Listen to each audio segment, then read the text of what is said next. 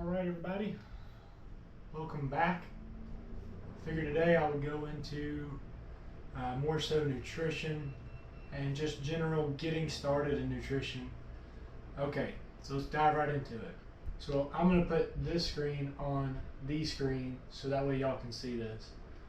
This is how many calories per gram of fat, protein, carbs, and per 1 gram of protein and carbs is 4 calories. 1 gram of fat is 9 calories. So fat's being a little bit over double. Now, generally we're not going to focus on off the bat, like beginning on your journey on fats and carbs. You need to be focusing on caloric surplus or caloric deficit. So eating more than what your body requires or eating less than what your body requires. Okay, so we need to figure this out first. What is your maintenance calories? What is it that you need every single day to maintain the current body weight you have right now? And you're thinking, how do I find this? Just go on to Google and you're going to type in TDEE, which is Total Daily Expenditure Calculator. This is just going to give you some generic questions. How much do you work out? What's your age, your height, your weight? And then it's going to spit out a random number to you saying, based off of just the statistics and the averages, this is what you should be roughly eating. So for this example, we're going to say it says 2,500 calories. So 2,500 calories is what you need to maintain your current body weight, whatever you're at. Okay. Now, this is not going to be 100% concrete and accurate. The way we have to try this out is we need to apply this theory to real life practice now. So for the next 2 weeks, not 1 week, 2 weeks. The first week you're going to have a fluctuation because of water retention and the sudden decrease in calories and all that, right? So we don't want to use the first week because the first week your body's actually adapting. You're not in a true nutrition plan just yet. So we're going to go off the second week. So for 2 weeks, you're going to focus on getting exactly 2,500 calories, no more, no less, as close as you can get. I say plus or minus 100 calories. More so minus than pluses if you can. Now, at 2 weeks, you get on the scale and it says you weigh, at the beginning of 2 weeks before you started, you weighed 230. I'm just going off what I did. Okay, in 2 weeks it says you weigh 230 again. Okay, so 2,500 calories is your maintenance calories because you no longer added or subtracted weight over a 2 week period. So we know 2,500 calories is now valid. So we can take the TDE number it gave us and we can say this is a good starting point. Okay, now we're going to apply what I just talked about on the screen here to you. So now we know a caloric intake amount, right? So we can either increase our output or we can increase our output or decrease our intake. So we can work out more or we can eat less. You have to do one or the other to create a deficit. So let's say you want to do a slow deficit, so you drop 250 calories. That's the minimum I would do starting out. And then I wouldn't go no higher than 500 as that's going to create a ton of issues with you being extremely hungry off the bat when you're not used to it. So now we have a idea of where we're going. We have something to get us started. So now for the next week you're going to do 2,250 calories. Now I want you to kind of dial in your protein. It's going to be 1 gram per pound of body weight, right around there. The ideal body weight, not your current body weight. So if you weigh 230 and you want to get to 200, like I am for example, then you're going to be eating 200 grams of protein. I would not eat 230 grams of protein, I would eat 200 grams of protein. And then we know that 4 calories per gram, so we do 4 times 200, so 800 of my daily calories need to be protein. So that means we have quite a bit left on the amount of calories that we can allocate to carbs and fats.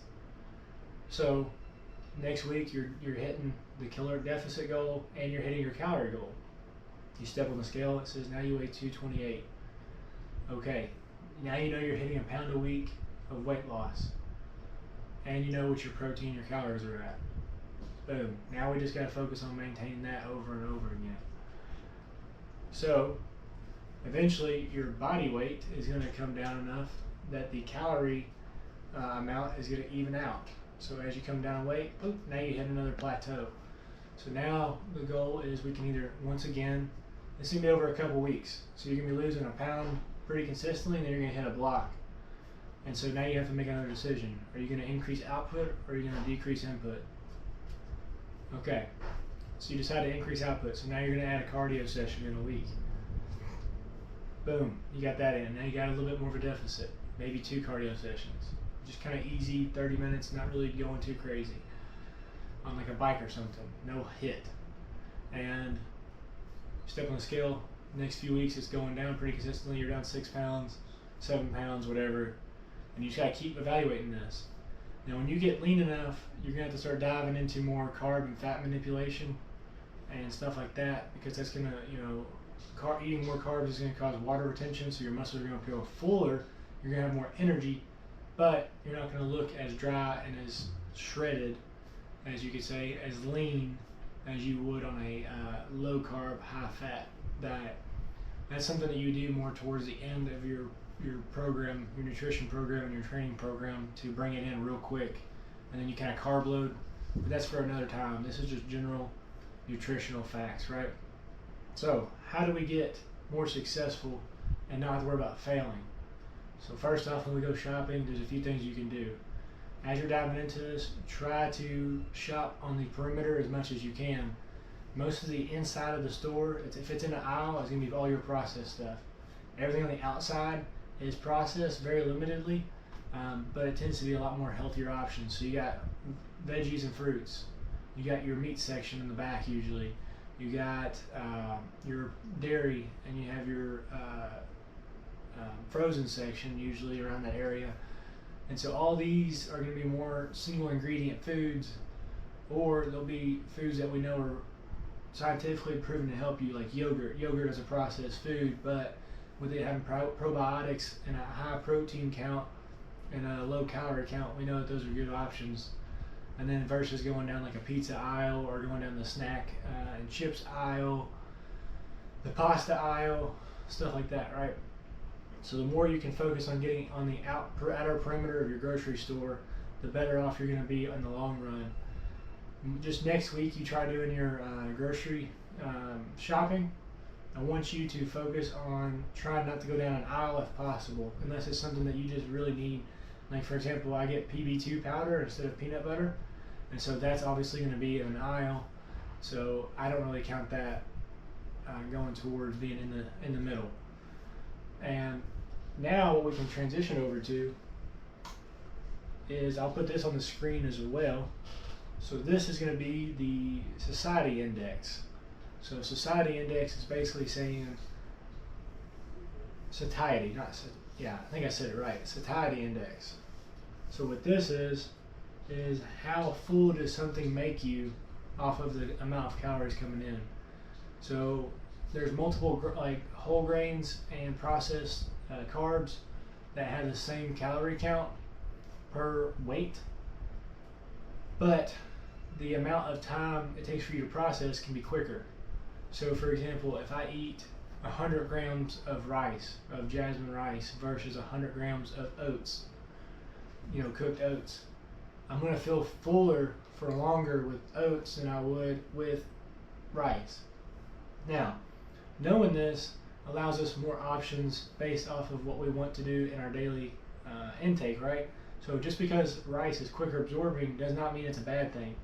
If I want to get carbs in really fast before a gym workout, about an hour or two before, I'm gonna eat rice. I'm not gonna eat oatmeal, because I don't want oatmeal sitting on my stomach forever trying to get glycogen into my body and into my muscle, right? So you kind of got to play it as you need to, based off of how you schedule your daily intake. So the satiety index is really good to know if you don't know how how quick things go through your body. Because if you ever wonder why is it you can eat a whole bag of cereal and feel hungry as hell in an hour, Well, that right there is one of the reasons, is because it's a quick digesting carb, it's a processed carb, so it's easily broken down. And so you get it in real quick, and then you're feeling hungry again after a little bit of time. Versus if you ate the same amount of carbs in a sweet potato, it would be extremely hard for you to do that. And then once you've ate it, you probably don't want to eat anything else for quite a while.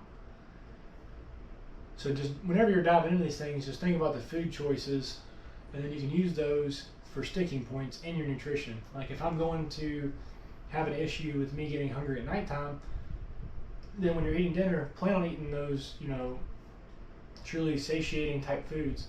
So maybe I'll eat, some sort of beef or chicken or salmon or whatever it is, and then I'll have some potatoes in it, with it in my meal. And now I can cruise into sleep an hour or two away with it not sitting too heavy on my stomach, and then I'm still feeling, not starving, full. I'm feeling pretty decent. Maybe not full, but at least I'm not having an issue being like truly hungry before bed and interrupting my sleep. And so, for example, for me, I tend to not eat majority in the middle of my day. I usually have a bigger breakfast after I work out, and then I kind of cruise through for a few hours. Maybe I have like a little snack in there to get some protein in the bloodstream again. And then lunchtime, something small, because I don't want to have nothing bogging me down in the middle of the day. And then maybe again something small in between. And then I come home for dinner, and that's usually my biggest meal, as I want to get as much food as I can into my system before I go to sleep for 8 to 10 hours.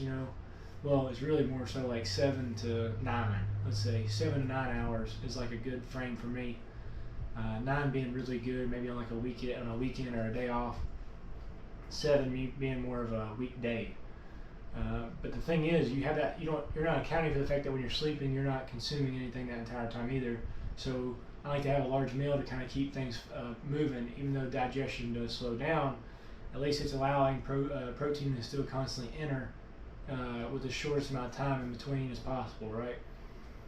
I like to keep protein kind of constantly flowing through if I can throughout the day, even though I do have breaks in between, just because that is what is the building blocks for your muscle. Carbohydrates is what you use to fuel your workouts. Protein is what you use to rebuild the muscle, and then fats is just a high calorie source, right? And it maintains hormonal balances, and it helps with joint integrity and a few other things in your body, right?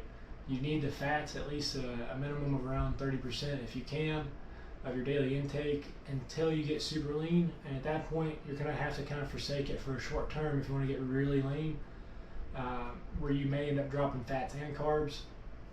And it's just part of the game if you want to get into like the competitive side of things. I'm just talking about general health. So this is something I really think that would help people if they just know where to start. So just focus on starting.